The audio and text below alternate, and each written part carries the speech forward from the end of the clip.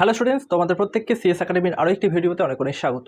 নিশ্চয়ই তুমি থাম্বনেলটি দেখেই এই ভিডিওটিতে ক্লিক করেছো। থাম্বনেলে আমি বলেছি BA bachelor of arts is a big trap.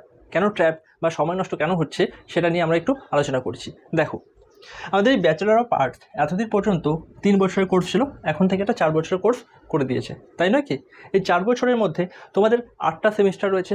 8টা সেমিস্টারে তোমাদের আর্টসের বিভিন্ন যে সাবজেক্টগুলো রয়েছে সেগুলো নিয়ে শেখায়, সেগুলি তোমাদের পড়তে হয় এবং পরীক্ষা দিয়ে আসতে হয়।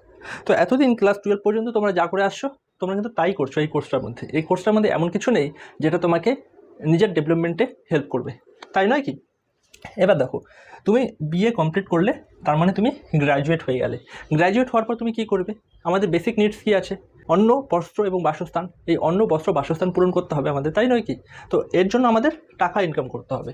তো টাকা ইনকাম করার দুটো পদ্ধতি থাকছে, একটা হচ্ছে গভর্নমেন্ট জব আর একটা প্রাইভেট জব। আর কেউ যদি এক্সেপশনাল হয়, বিজনেস করতে চায়, তাহলে সেটা কিন্তু আমি এখানে লিখিনি। তো আমি মূলত গভর্নমেন্ট জব এবং প্রাইভেট জব এই দুটো জিনিস নিয়ে আলোচনা করব। তো গভর্নমেন্ট জবের কি কোনো স্কোপ আছে বিএ পাস করার পর বা বিএ গ্র্যাজুয়েট হওয়ার পর? অবশ্যই আছে।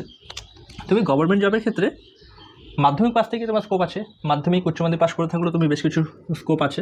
আর গ্র্যাজুয়েশন যদি করে ফেলো তাহলে WBCS, UPSC, IAS, তো এই সমস্ত হাই পেড বা গ্রুপ এ গ্রেড 1-এর যে চাকরিগুলি রয়েছে সেগুলির জন্য কিন্তু অ্যাপ্লাই করতে পারবে। আমি কি বলছি সেটা ধ্যান দিয়ে শোনো। অ্যাপ্লাই করতে পারবে, বিএ পাস করলে মানে এখানে জয়েনিং করবে এমনটা নয় কিন্তু। এই যে চাকরির পরীক্ষাগুলি হয়, চাকরির পরীক্ষা হয়, ঠিক আছে? এই চাকরির পরীক্ষাগুলোতে তুমি বসার সুযোগ পাবে। তুমি যদি বিএ ডিগ্রি নিয়ে যে কোনো একটা জায়গাতে যাও প্রাইভেট জবের জন্য, তুমি সেলসম্যান হিসেবে কর্মরত হতে পারবে বা তুমি যে কোনো দোকানে সেলসের জন্য কাজ করতে পারবে।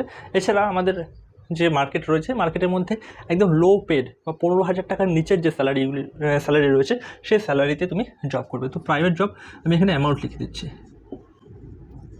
ঠিক আছে? ম্যাক্সিমাম 15,000 টাকা তুমি কিন্তু স্যালারি পাবে। এই গ্র্যাজুয়েশনের ডিগ্রি নিয়ে 15,000 টাকার জব তুমি পাচ্ছ, এটা তুমি ধরে রাখো। আর কোনো জায়গাতে 15,000 টাকারও জব যে পাবে না সেটা নিয়েও আমি সুনিশ্চিত। তো অনেকে তো আমাদের বলে যে প্রাইভেট জব মানে খুব বেশি স্যালারি পাওয়া যায়। অবশ্যই পাওয়া যায়।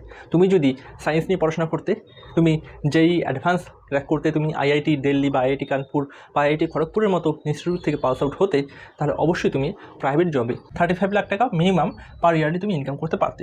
সুন্দর পিচাই গুগলের সিইও, তো তিনিও কিন্তু প্রাইভেট জব করছে। তো সেই private job government job like WBCS, UPSC এখানকার তুলনায় অনেকটাই বেশি তার কিন্তু স্যালারি, ঠিক আছে? এই যে ইউপিএসসি ক্র্যাক করার পর ধরে রাখো ম্যাক্সিমাম 98,000 কি 1 লাখ টাকার মতো পাবে, তার বেশি কিন্তু পাবে না। প্রাইভেট জবে এর থেকে অনেক বেশি। সেটা ডিপেন্ড করে আমাদের কোন কোর্স তুমি করেছো সেটার উপর।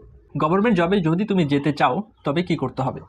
গভর্নমেন্ট জবে যাওয়ার, দেখো, তুমি শুধু বিএ পাস করে যেতে পারবে না, তুমি মাধ্যমিক পাস করে থাকলেও যেতে পারবে, 10th, ঠিক আছে, 12th, তারপর আসলে আমাদের গ্র্যাজুয়েশন, ঠিক আছে? 10 পাস করে থাকলেও বেশ কিছু ভ্যাকেন্সি আছে, 12 পাস করা বেশ কিছু ভ্যাকেন্সি আছে, আর গ্র্যাজুয়েশন পাস করা বেশ কিছু ভ্যাকেন্সি আছে। তো এবার আসলে আমাদের সময় নষ্ট করার যে লাইনটা আমি লিখেছিলাম সেখানে তুমি এই গ্র্যাজুয়েশনে বর্তমান কলেজের যে সমস্ত সিস্টেম রয়েছে, যেমন প্রেজেন্স, তোমাদের প্রেজেন্ট দিতে হবে, তোমাদের প্রতি 6 মাস পর পরীক্ষা হবে, সেটার জন্য তোমাকে প্রস্তুতি করতে হবে। তো সেই প্রস্তুতি, পরীক্ষা এবং তোমার আবার কলেজের টিচাররা তোমাদেরকে কী বলে, তোমাদেরকে তাদের কাছে টিউশন পড়তে বলে। তো সেই টিউশনি পড়া, এত সব কিছুর পর তুমি সরকারি চাকরির জন্য যে পড়ার সময়টা পাবে না, এটা কিন্তু সুনিশ্চিত, আমি বলতেই পারি। তার মানে এই নয়, আমি তোমাদের বলছি না যে তোমরা গ্র্যাজুয়েশনটা করবে না। দেখো, আমাদের সেমিস্টার আছে 8টা সেমিস্টার। 8টা সেমিস্টার কমপ্লিট করতে করতে ধরো একজন সে 18 বছর বয়সে উচ্চ মাধ্যমিক পাস করেছে, 18 বছর বা 19 বছর বয়সে। এবার 18 থেকে 4 বছর কত হয়? 19, 20, 21, 22, 19, 20, 21, 22, ম্যাক্সিমাম ধরে নিলাম 23 বছর। এবার আমাদের একটা চাকরি আছে, আর্মি যে চাকরি SSC GDর মাধ্যমে হয়, SSC GD, এটাতে আমাদের জেনারেলদের যে বয়স সেটা 18 থেকে 23, অর্থাৎ যখন তোমার কলেজ কমপ্লিট হবে সেই সময় তোমার কিন্তু চাকরির বয়সটা কেটে যাবে। তারপর আসে আমাদের SSC MTS 18 থেকে 25 জেনারেল ক্যাটাগরির জন্য। তো তোমার কলেজ কমপ্লিট হচ্ছে 23 বছর বয়সে, আর থাকছে 2 বছর। তো 23 আর 2 বছরের মধ্যে খুব ভালো করে প্রিপারেশন নিলে তুমি এখানে চাকরিটা পেতে পারো। তবে এমনটা নয় যে তুমি পড়াশোনা করলে আর এখানে বসলে তোমার কলেজের সেমিস্টারের মধ্যে তুমি পড়াশোনা করে পাস করতে পারবে। এখানে পাস করাটা খুব টাফ, ডিফিকাল্ট ব্যাপার রয়েছে। তো সেই জন্য এখানে তোমার ফার্স্ট অ্যান্সার যদি না হয় তো সেকেন্ড চান্স না হলে তোমার কিন্তু এটাও বাতিল চলে যাচ্ছে। তো তুমি এই সমস্যা থেকে মুক্তি পাওয়ার জন্য তোমাকে কী করতে হবে, তোমাকে খুব সহজে একটা বুদ্ধি বের করতে হবে যেখানে তুমি কলেজে 4টা সেমিস্টারও পাস করতে পারো, তার সঙ্গে সঙ্গে চাকরির পরীক্ষার জন্য নির্দিষ্ট একটা সময়ও বরাদ্দ করতে পারো। অর্থাৎ তোমার যে বাকি সময়টা রয়েছে সেটাকে সম্পূর্ণ ইউটিলাইজ তোমাকে করতে হবে। আশা করি আজকে আমি যা বললাম তোমরা বুঝতে পেরেছো। তো সুতরাং সময় নষ্ট করবে না।